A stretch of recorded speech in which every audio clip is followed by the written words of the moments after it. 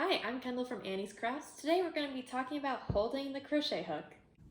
There are two main ways to hold your crochet hook. One is called the pencil grip, which you hold it like a pencil, and one is a knife grip. Then you're going to see 100 variations of each of these, plus some other random ones, but these are the most common. How do you choose? Try out both and then decide what's more comfortable for you. It does not matter which way you do it, even if it's neither of these ways, as long as you can crochet and you can work with your yarn and do everything.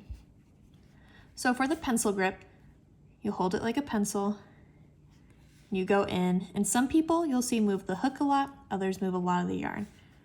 I am not a pencil grip holder, so you're looking at this and you're going, oh, that's really awkward. Yeah, it's because I am a knife grip girl all the way. So that was pencil. You kind of twist it in and out. For knife, I put it down here and I hold it like I would hold a knife. And I go through and I move my piece and my hook. And this I find gives me a lot of momentum.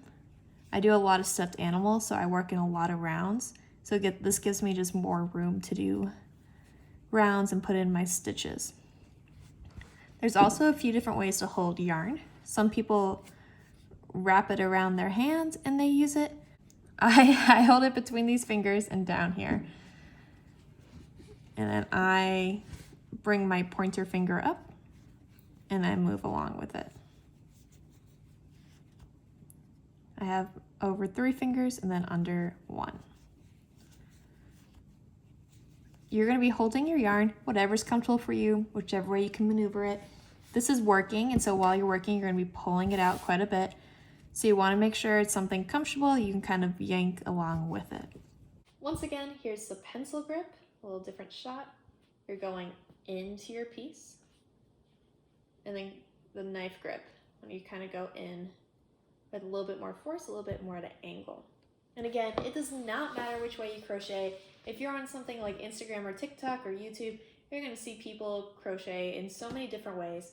There's even a way to hold your hook and your yarn in one hand. I've seen it done and I have no idea how it works. But my point is there's just so many ways, and just keep on playing around with it until you figure out what works for you. Go ahead and comment below other things you want to learn for crochet, and tell me how you hold your hook or how you think you're going to learn to hold your hook. My name is Kendall with Annie's Crafts, and I'll see you in the next video.